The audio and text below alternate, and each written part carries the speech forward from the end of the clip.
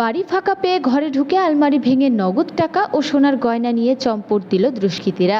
শুক্রবার বিকেলে বুড়িরহাট ১ নম্বর গ্রাম পঞ্চায়েতের দক্ষিণ বালাকুড়া এলাকার মুর্শিদ আলম মিয়া নামে এক ব্যক্তির বাড়িতে এই চুরির ঘটনা ঘটে।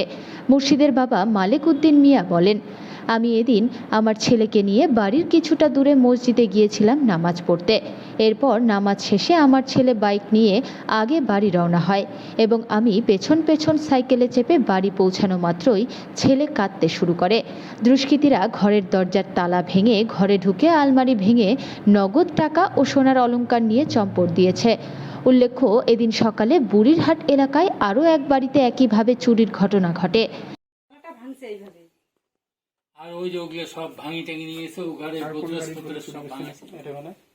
গোদরেজের ভিতরে গোদরেজ হ্যাঁ লকার তারপরেও এলে লকার দিয়ে কাজে লাগেছে না নিমিষে ভাঙি ফেলে এলে টাকা দিলে ওই যে গ্যাস কাটার দিয়ে দিয়ে করে ওই তো মনে হয় কোনো ডাকাতের বাপ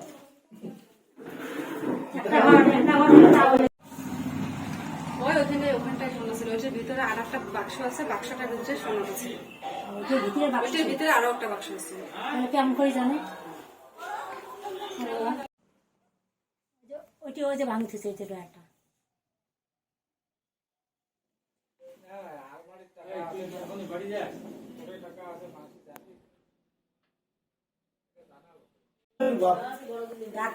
টাকা দিলে ওই যে গ্যাস কাটার দিয়ে দিয়ে করে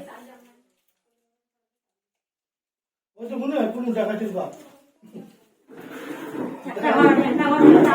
প্রথম মানে কি, ওই তো আমরা তো মসজিদে গেছিলাম নামাজ পড়ার জন্য, ছেলেও গেছিল আমিও গেছিলাম। তারপরে ছেলে বাইক নিয়ে আগে আসছে, আমি বাইসাইকেল নিয়ে পরে আসছি। আসার পর দেখি ছেলে ও কই কাইন্ডে বাড়ি থেকে বাইরে এলো, বলে বাবা শেষ, এখন সব কিছু টাকা পয়সা সোনা টানা সব কিছু লুটপাট করে নিয়ে গেছে। এখন দেখি আমার ঘরটাও ফাঁকা, কিছু নেই, ভাঙি চিরি শেষ করছে, এই ঘরও ভাঙি চিরি শেষ করছে। কত টাকা ছিল ওর কাছে নাকি 40,000 ছিল, আর আমার কাছে যে টাকা ছিল ওটা আমি হিসেব করে রাখিনি, প্রয়োজন হলে ওখান থেকেই নেই, না হলে নেই না। আনুমানিক কত টাকা?